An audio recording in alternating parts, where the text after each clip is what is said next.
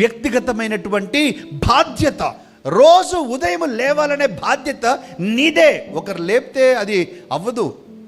నువ్వే ఒక బాధ్యత పెట్టుకొని, నేను 4 గంటలకో 5 గంటలకో లేస్తాను, మొదటిగా నేను ప్రార్థించుకుంటాను, దేవుని వాక్యం చదువుకుంటాను, దేవుని ఆరాధించుకుంటాను, ఆ తర్వాత నా పనులు ప్రారంభించుకుంటాను. అదొక బాధ్యత ప్రియులారా. ఆదివారం అయితేనే క్రమముగా నేను చర్చికి వెళ్తాను, దేవుని ఆరాధిస్తాను, ఒక బాధ్యత ప్రియులారా. సాయంత్రం అయితేనే నా కుటుంబాన్ని, నా కుటుంబ పిల్లలందరినీ, భార్య బిడ్డలందరినీ చేర్చుకొని నేను ఫ్యామిలీ పీరియడ్ చేసుకుంటాను, అదొక బాధ్యత ప్రియులారా, ఒక వ్యక్తిగత బాధ్యత.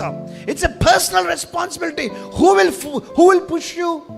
ఎవరు నిన్ను ఫోర్స్ చేస్తారు? ఎవరు ఫోర్స్ చేస్తే అవుతాయా? ఒరే నువ్వు బైబిల్ చదువురా, రోజు బైబిల్ చదువు అంటే అది ఒక భారంగా అవుతుంది. వారికి ఇష్టంగా చెయ్యరు, కేవలం ఏదో నీ కొరకు నా కొరకు చేస్తారే తప్ప. ఆ వ్యక్తిగత బాధ్యత ప్రియులరా, యూ షుడ్ ఎంజాయ్ ఇట్. చూడండి ప్రియులరా, సీన్ ఏంటంటే మగ్దలేని మరియ పరిగెట్టుకుంటూ వచ్చింది. ఈ వార్తను చెప్పగానే వెంటనే యోహాను పేతురు ఇద్దరు పరిగెట్టారు.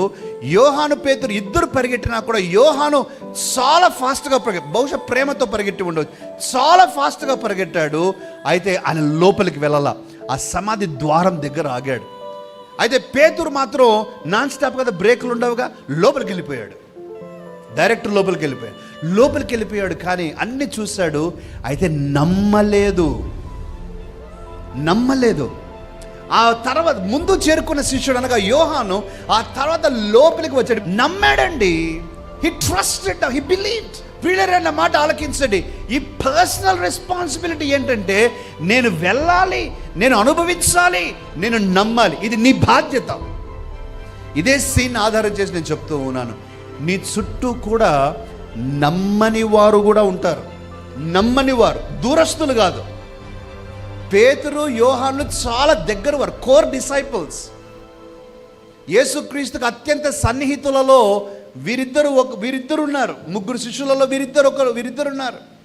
అయితే కోర్ డిసైపుల్స్లో కూడా ఒకరు నమ్ముతున్నారు, ఒకరు నమ్మటం లేదు. ఇద్దరు వేరు గ్రూప్స్ కాదు, మళ్ళీ ఇద్దరు యేసుక్రీస్తు శిష్యులే. కానీ పేతురు నమ్మటం లేదు, యోహాను నమ్ముతూ ఉంటూ ఉన్నాడు. ప్రియులారా, ఈ యొక్క పరిస్థితిని మీరు అర్థం చేసుకోవాలి. మీ కుటుంబములో సహితము ఒకరు నమ్మేవారు ఉంటారు, ఒకరు నమ్మకం లేనివారు ఉంటారు. It is possible. సంఘములో కూడా నీ చుట్టూ కూడా నమ్మకం లేనివారు కూడా ఉండవచ్చు. వీఆర్ డిసైపుల్స్ ఆఫ్ క్రైస్ట్, మనందరం యేసుక్రీస్తు బిడ్డలమే. కానీ నమ్మకం లేని వారు కూడా ఉండవచ్చు ప్రియులారా.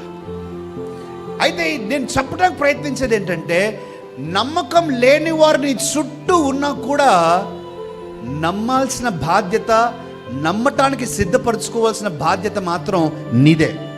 నీవు వెళ్ళాలి, నీవు చూడాలి, నీవు నమ్మాలి. పేతురు వెళ్ళాడు, పేతురు చూచాడు, పేతురు నమ్మలేదు. యోహాను వెళ్ళాడు, యోహాను చూచాడు, యోహాను నమ్మాడు. మరి మనం పేతురు గుంపులో ఉన్నామా, లేక యోహాను వలె నమ్ముతామా? వ్యక్తిగత బాధ్యత అది. It is a personal responsibility.